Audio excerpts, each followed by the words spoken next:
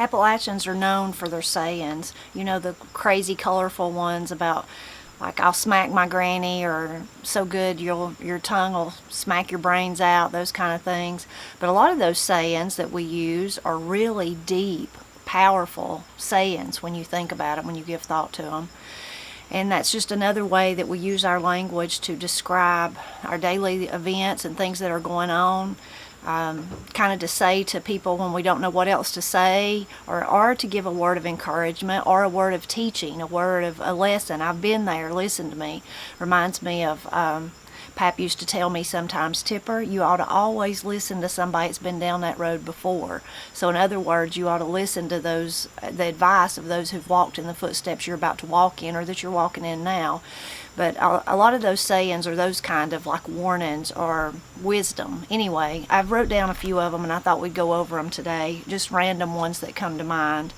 Well, this one is really common in other places, and some of these are not, like, by no means developed or come about in Appalachia, but I think they hang on here, just like our language, the words we say, because of the isolated nature. Same thing for the sayings. But this one, beggars can't be choosers. I remember when we were kids, it was kind of like we would like to say that to each other in a taunting way, like, well, beggars can't be choosers, so you can't always have what you want, you know, those kind of things.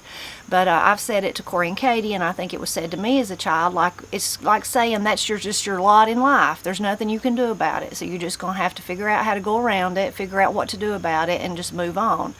So that's one. I used to say this one to Corey and Katie. I don't remember where I heard it. I might have even read it in a book, but what can't be cured must be endured. So that's a really powerful one. It's kind of the same thing as beggars can't be choosers, but whatever situation you're in, if you can't fix it, if there's not an obvious way, then you just have to work through it to get to the other side, to come out on the other side, which hopefully you will. You just have to endure it, and enduring it will make you a stronger person.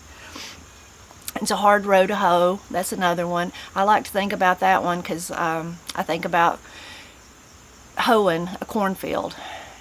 The cornfields that I've had to hoe in were not that large, not that big. But you know, you hear these stories in days gone by, farmers that had to hoe, they would start at one end, and by the time they got to the other end, it was lunchtime, or dinner time, as they would say. It was the midday meal, and somebody would meet them on that end to eat, to bring them something to eat. One of the kids would, and then as they come back the other way, by the time they reached back the other side, it would be supper time. It'd be time to quit, almost time to do the evening chores. So that's a good one. If you've got a hard row to hoe, you think about those long cornfield rows. Don't change horses in midstream. I like that one. Of course, today we're not riding horses like they did in the old days. But if you think about it, and if you have ever rode horses, my husband and I used to love to ride horses. We don't have horses now, but we did when we were dating, before we had kids. And if you've ever rode a horse through a creek or a stream or a river, you know it would be really impractical for you to change horses midstream. So you just don't do that. You got to finish. You got to get to the other side. I like this one, another horse one, you can tell, but I still hear this one. I've heard it. Is you just need to step in and pick the reins up, which means, like, if there's some kind of issue and you don't know what to do about it, or maybe it's something at work or something at school and nobody's not doing anything about it, well, you just need to take responsibility and step in and pick the reins up. It means you just need to step in and take care of what's at hand and just figure out how to fix it. You know, you need to be if nobody else is going to do it, you need to do it. This is one of my very favorite ones, and I didn't hear it in Appalachia. I've never heard anybody say it, but someone one time years ago left it on the blog, my blog, Blind Pig and the Acorn, in a comment, and she said her mother would say, "Your milk of human kindness has turned to Bonnie Clabber." That just, how could you be more descriptive than that? You know, all of us have, you think of your milk of human kindness, all of us, that's within us as humans. But, you know, sometimes there's evil, bad people. And to think about somebody that their milk of human kindness has turned to Bonnie Clabber. Well, if you don't know what Bonnie Clabber is, it's spoiled milk. It goes to a point where it develops curds and things. And you can also find out about Bonnie Clabber on the Blind Pig and the Acorn. I've never ate it or made it. But I don't remember now if it's Scotland or Ireland. But anyway, it was a dish that was well known and very commonly eaten. But you can look that up, Bonnie Clabber. But what a descriptive one, you know. Your milk of human kindness has turned to Bonnie Clabber. is spitting in the wind. If you spit in the wind, sometimes you're just fighting against the tides, another one like that, or, you know, going uphill, whatever. But spitting in the wind, you don't want to spit in the wind, because what's going to happen? Your spit's going to come back and hit you in the face. So it's the kind of like a warning there. You know, you're just spitting in the wind. You need to really think about this before you move any further. I can't get blood out of a turnip. That's a real common one, but so descriptive, because it's so true. Well, you just can't, it ain't gonna happen, because you can't get blood out of a turnip, can you? So that's another simile or metaphor that is really descriptive. Dog don't hunt. That dog don't hunt. You may have heard that one. Well, anybody that's been around hunting dogs, I grew up around coon dogs. Well, for coon hunters, or I'm sure it's the same for probably bear dogs, there's just nothing worse than if you have a dog that you think's really going to be a great hunter, and then it just won't hunt. It just won't. There just ain't nothing you can do about it. Some dogs are just like that, even though there's, you know, purported to be this great hunting dog. So that's a good one. That dog don't hunt. I've heard people use that one like also like somebody's telling a story and you're like, that's just not really true. That dog don't hunt, like kind of saying there's no way that that's happened. Pap used to tell me this one all the time, and I say it to the girls, and it's so rewarding because I hear them say it to each other sometimes. So if you're worrying about something, he would say, Tipper, don't meet trouble halfway. Wait on it to get here, and usually it never does. So I've said that to the girls their whole life when they were worrying about something. I'm like, don't meet trouble halfway. Just wait. It may never get here, you know. And then now I hear them say that to each other, so that's a good one. This is a real common one. You hear people say, use it up or wear it out, make do or do without. So that goes back to kind of the Appalachian, I like to say like the culture of Appalachia, and other cultures too, I'm sure, but I can only speak to Appalachia, but was green, like the, you know, environmentally green before that was a thing. So they just made do, they repurposed things, or they did without. They waited till they, you know, till they got to a better place in life where they could get whatever they needed, but until then, they didn't waste anything. Waste not, want not, that's another one. Keep your powder dry. That's a good one, kind of like in preparation. You should always be prepared. You never know what's coming, you know, so keep your powder dry. Of course, that was talking about powder like muzzle loaders and things like that. If your powder was wet, then there was no way you were going to shoot whatever it was you needed to shoot or even protect your family. So you had to keep your powder dry. You had to be prepared at all times.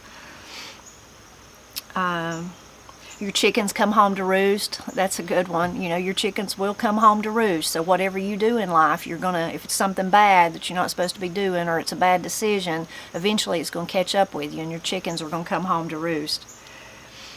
This is one I grew up with, and I hear it in my head sometimes when I wish I didn't, but we just said, if you're going to do something, do it right or don't do it at all. But basically it's the same thing as if it's not worth doing right, then it's not worth doing.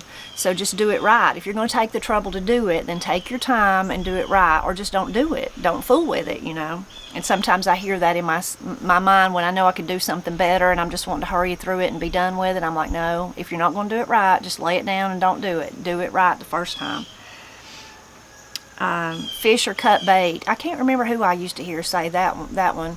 Somebody that I was around. But anyway, so if you tell somebody fish or cut bait, which basically means get on with it. Either do it or get out of the way, you know. Get on with whatever task it is that you're about to do. Fish or cut bait. You know, decide what you're going to do. If you're going to actually fish, then start fishing.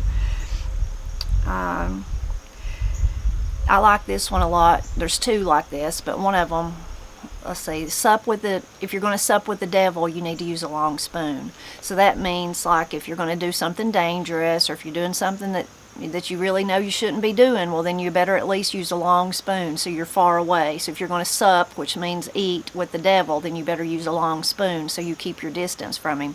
Another one that makes me think of a man I used to work with told me that his daddy always said, keep your spoon in your own bowl.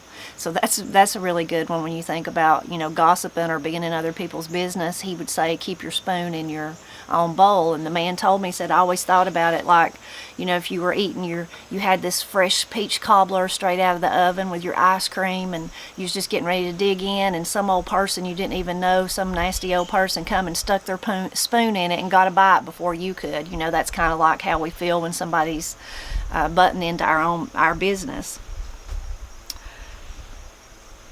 Let's see, another one of this is not really so much as a saying as an expression, but most powerful, I think, in the Appalachian language, one of the most powerful, but it's just the saying "Elah." So you say that when there's nothing else you can say. You know, maybe it's a really horrible, tragic thing you just heard about, and you just don't know what to say about it, and you just say "Elah."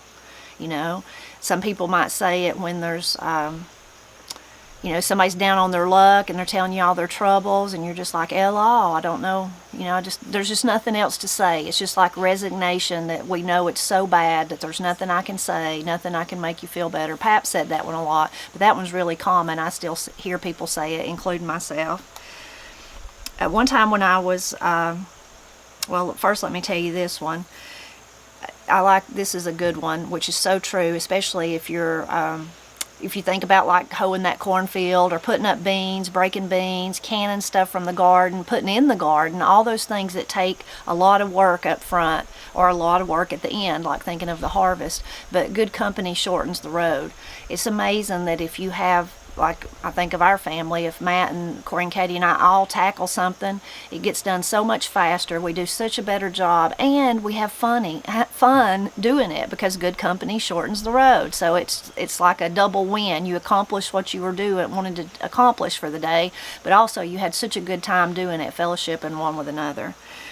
Another one I'll leave you with is, I've never heard anybody say this, but I read it in a John Paris book, and it just stuck with me. I just think it's so fittingly Appalachian, but also just a meaning, like there's no way to not understand what this man meant. It was an old man that John Paris heard say it, but it says, just tend to broiling your bacon and let me travel to suit my own legs.